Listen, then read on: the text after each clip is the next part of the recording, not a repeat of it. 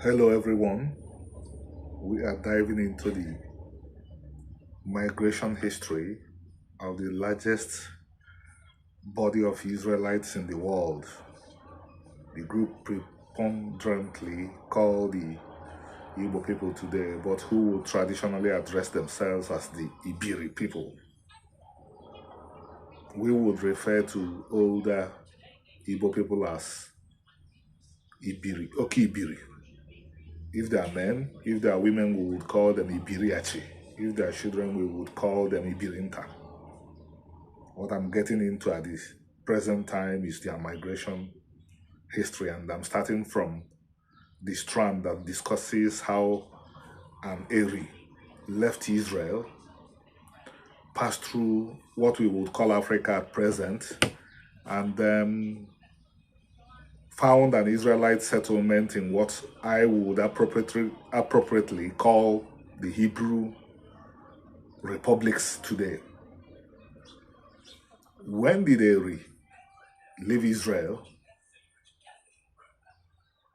The honest answer is nobody in the world could say exactly when Eri left the people of Israel in the land of Israel. Just like nobody in the world today who is honest would say exactly when the Ashkenazi Jews found themselves in central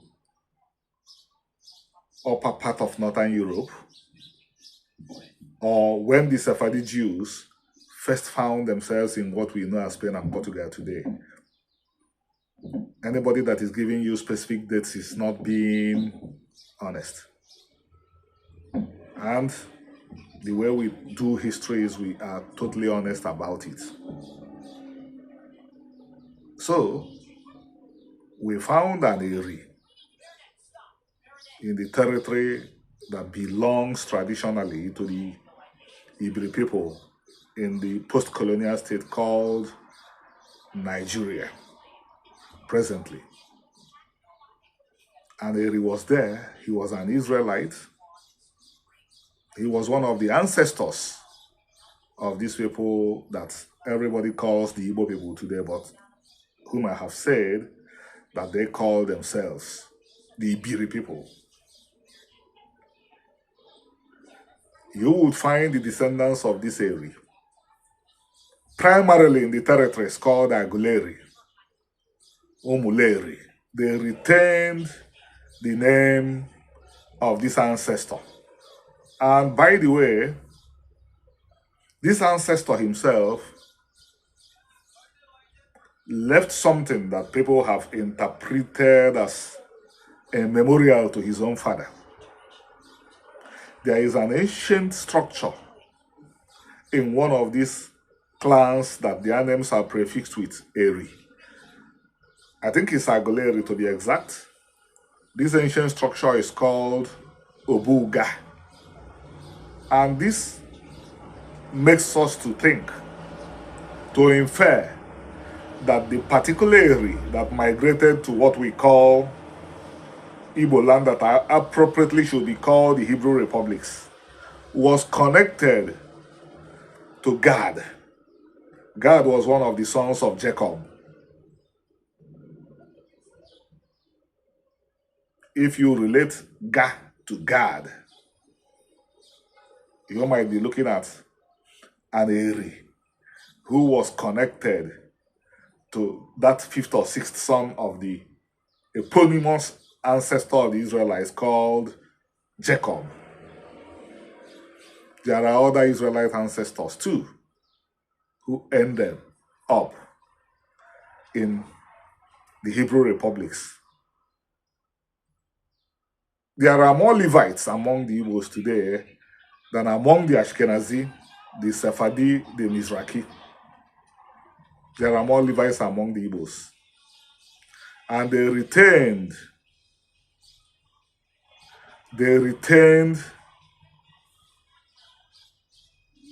I'm searching for, they retained a descriptive that their ancestor Lewi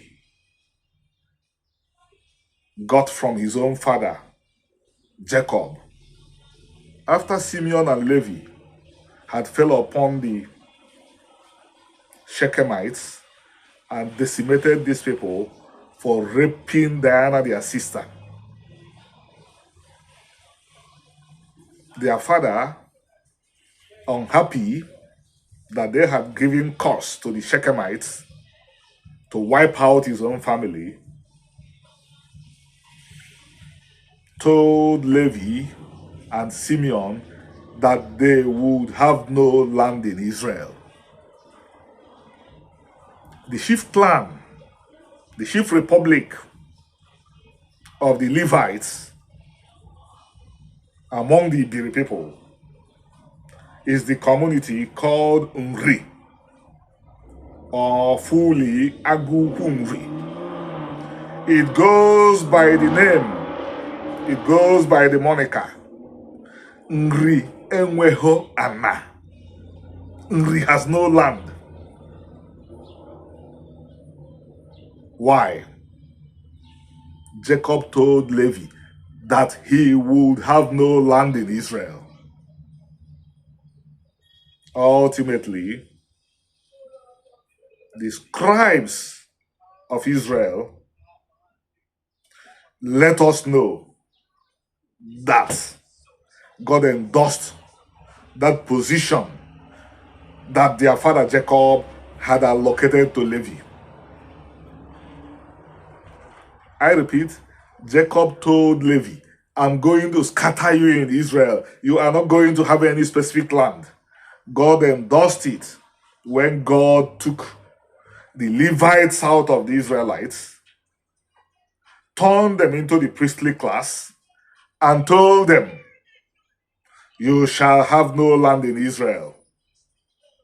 You will live among fellow Israelites who would provide you with enough land to farm. These communities of Levites among the Igbos, I've mentioned the number one among them, Aguku. They do not have land, and they reiterate, they state, we do not have land. They live among fellow Igbos. The person that is talking in this video now, his family, the Obi of Ebemo, accommodated a branch of this family from their from a Levitical sub-community called Oreri. They have lived on our lands for over 200 years. And you know the finisher, they still do what the Levites did in ancient Israel. They carried out purifications when the Ibiri people violate the commandments of God. That's their job. Fana Waru. They cleanse the land. This community of Levites is more in number than the descendants of Gad. I personally know the descendants of Judah among us. If you proceed to Enugu State, to the section of Igbo land that Nigeria has called Enugu State today, ask for the community called Uda, the descendants of Judah. If you want to understand fully the etymology of the name Yehuda or Judah, you get to Igbo language. You begin to examine words like Ude, Odaru, Uda. Then you will understand why Yehuda is believed to mean praise God. We know the Zebulonites in Nigeria, or rather in the Hebrew republics. My community, the first settlers in my community, Ozobo, came from Zebulon, Ozobolo, Zebulon. When did all these Israelites arrive? Nobody that wants to be honest will say when they arrived. Just like nobody that wants to be honest, as I stated at the first stage, will be able to say that the branch of Israel called the Ashkenazi knew when they got to Central and the upper parts of Western Europe, or the community called the Sephardi, when they ended up in Spain and Portugal, nobody can say they know exactly. Nobody can say when the Mizrahi found themselves in Iraq. Nobody can say they know exactly when the Beta Israel or the group that was called the Falashas, when they ended up in Ethiopia. We do not know. Just like we do not know the exact date that the Anglo-Saxons left the lands of Germania and ended up in England. We don't know. If you want documentary evidence of the presence of Levites among the Igbos, go read my The Igbos and Israel, an intercultural study of the largest Israelite diaspora, if you are getting it from Nigeria.